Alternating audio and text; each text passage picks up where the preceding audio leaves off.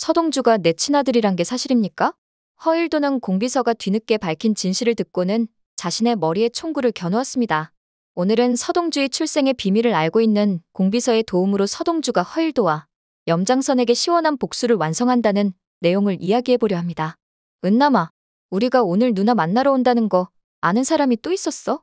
서동주는 자신을 향해 밝게 달려오던 아네스 수녀가 순식간에 차에 치이는 장면을 목격하고는 과거의 모든 기억이 한꺼번에 떠올라버리고 말았고, 어쩌면 아네스 수녀의 죽음이 우연이 아니라 누군가에 의해 설계된 것일지도 모른다고 생각했죠.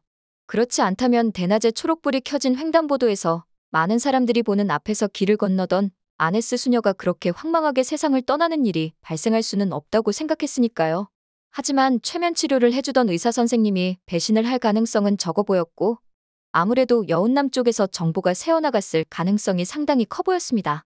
그러자 여운남은 당황한 목소리로 서동주에게 말하길, 동주야, 오늘 너 만나러 나오기 전에 남편의 큰아버님을 만나기는 했었어.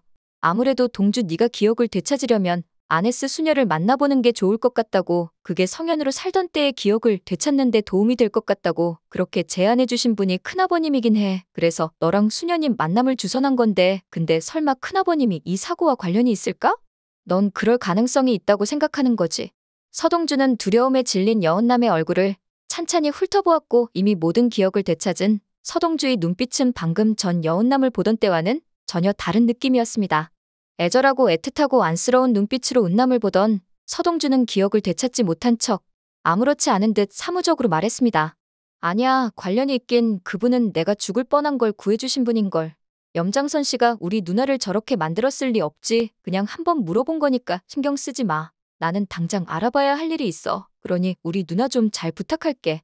그렇게 서동주는 응급차에 실려가는 아네스 수녀를 보면서도 아무렇지 않은 척 달려가 부둥켜 껴안고 울지도 않고 그냥 멀뚱히 지켜볼 수밖에 없었습니다.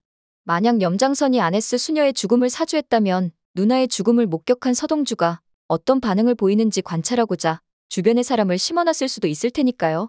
만약 누나를 애타게 부르며 울면서 달려가면 서동주는 자신의 기억이 모두 돌아왔단 것을 염장선에게 시인하는 꼴이 되고 마는 것이었죠. 그렇기에 서동주는 뜨거운 눈물을 가슴으로만 삼키며 아무렇지 않은 척 발걸음을 다른 곳으로 옮겼습니다.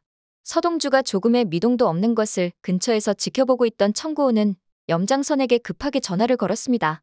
선생님, 서동주가 누나가 죽는 것을 보고도 전혀 반응이 없는 것으로 보아 아직 기억을 되찾지 못한 것 같습니다. 죄송합니다, 선생님.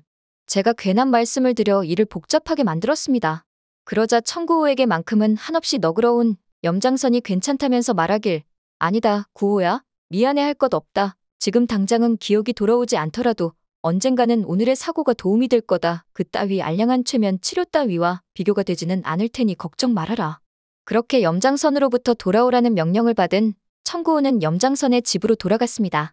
그리고 청구호가 이동하는 것을 확인한 서동주는 자신이 고문을 당하던 건물로 다시 한번 돌아갔고, 그곳에서 관리자로 일하던 고문관의 이름과 얼굴을 확인해 본 후 건물의 실소유주가 누구인지 찾아보았죠. 건물의 실소유주가 염장선이라면 자신을 고문하라고 사주한 것도 누나를 차루친 것도 모두 염장선인 게 확실해지기 때문이었죠. 하지만 등기부등본을 받아본 서동주는 건물의 주인이 성보연임을 보고 의아해했으나 곧 성보연이 염장선의 아내임을 알아챘습니다. 그리고 이 모든 걸 설계한 게 염장선이라 확신했고, 누나를 위해서라도 반드시 복수를 완성하리라 굳게 다짐을 했습니다. 그런데 이상한 건 염장선 아내의 이름이 웬일인지 낯설게 느껴지지를 않았고, 어렸을 적 성보연이란 이름을 들었던 기억이 새록새록 떠오르는 것이었어요. 그렇게 서동주는 과거 성현이란 이름을 가지고 있던 자신과 같은 성씨를 가지고 있는 염장선의 아내 성보연을 반드시 한번 개인적으로 만나봐야겠다 생각했습니다. 그때 서동주의 핸드폰 벨이 울렸고, 핸드폰 건너편에서는 여운남이 떨리는 목소리로 아네스 수녀의 죽음을 알렸습니다. 동주야, 어떡해. 이 일을 어쩌면 좋아.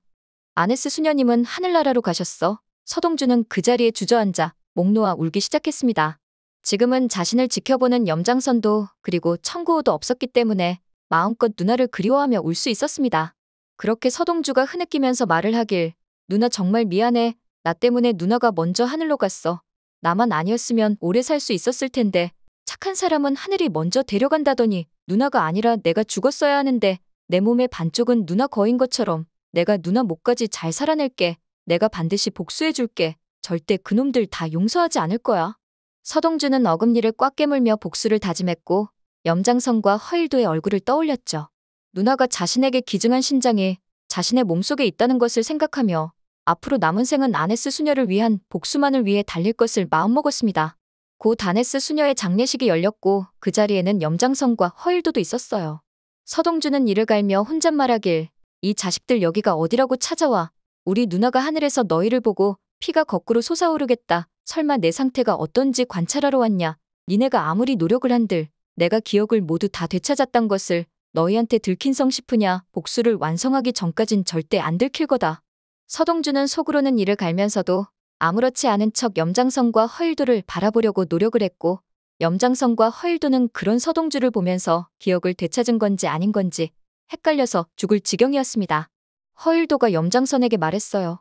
오늘 서상무 표정이 좀 이상하지 않습니까? 누나가 죽은 충격으로 서상무 기억이 돌아온 게 아닐까요? 염장선은 헷갈리는 표정으로 답하길 조금 더 지켜보도록 합시다. 기억이 없는 누나라 하더라도 누군가의 죽음은 슬플 수도 있으니까요. 아니면 교통사고 장면을 직접 목격한 트라우마 때문에 저런 표정을 짓는 건지 하여간 서상무 저 자식은 음흉하기가 이를 데 없어 도저히 속을 알다가도 모를 놈이네요. 서상무 같은 일개 대기업 피람이랑 이 천하의 염장선이가 이렇게 한심하게 얽히다니 쯧쯧 정말 제 심정이 말이 아닙니다. 그렇게 서동주는 두 사람의 의심을 피했고 아네스 수녀를 죽인 트럭 운전사를 찾아냈습니다.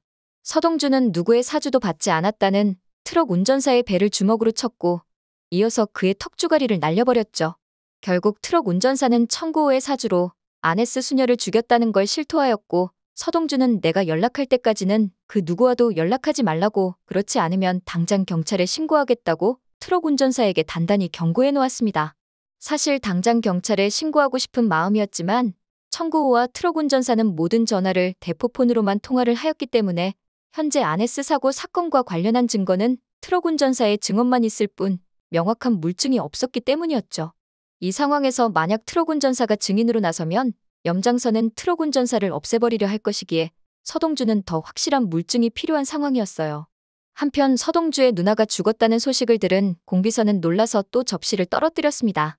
차덕희는 공비서에게 다가와서 말하길 공비서님, 도대체 요즘 왜 그러세요? 정신이 있으신 거예요? 없으신 거예요? 왜 맨날 허구한 날 귀신 본 것처럼 놀래요? 일찍 돌아가신 엄마 대신에 제가 공비서님 의지하며 살아왔는데 이렇게 나약해지신 모습을 보니까 제가 속상해서 살 수가 없어요. 그러자 공비서가 차덕희의 손을 꼭 잡으며 눈물을 글썽거리며 말을 하길 사모님, 아무래도 상황이 안 좋게 흘러가는 것 같아요. 우리가 묻으려고 했던 진실이 결국 다 수면 위로 드러나게 될 것 같습니다. 사모님, 아니 덕희야, 이 일을 어쩌면 좋으냐. 그러자 차덕희가 공비서님의 손을 내팽개치며 단호하고 냉정한 목소리로 말하길 공비서님, 왜 이러세요 도대체. 그게 언제적 일인데요. 우리 둘만 입 다물면 아무도 몰라요. 그러니까 이제 그만 좀 하세요. 그렇게 차덕희는 공비서의 손을 뿌리치고 자신의 방으로 돌아가 버렸고 주방에 혼자 남은 공비서는 수십 년 전 차덕희와 여순호 그리고 허일도 사이에 있었던 일을 차분히 떠올려 보았죠. 과거 차덕희는 갑자기 공비서에게 찾아와서 남편 여순호에게 숨겨놓은 아들이 있다면서 그 아이를 없애고 싶다 말했습니다. 공비서는 그럴 리 없다고 했지만 확인해보니 진짜 여순호는 웬 남자아이와 주기적으로 만나면서 생활비까지 대고 있었죠. 그럼에도 불구하고 공비서는 차덕희에게 아이가 무슨 죄가 있냐면서 그런 끔찍한 생각을 하지 말라고 했고 차덕희는 이러다가 우리 대상그룹을 차씨 집안의 피가 하나도 섞이지 않은 여순호의 아들이 물려받을 수도 있다고 흥분을 하며 길길이 날뛰었어요. 공비서가 자신의 말을 들어주지 않자 차덕희는 대학 시절 자신을 짝사랑하던 허일도에게 그 아이를 없애달라 부탁했고 허일도는 그렇게 여순호와 남자아이가 타고 있던 그 차를 자신의 차로 치어 절벽으로 떨어뜨렸습니다.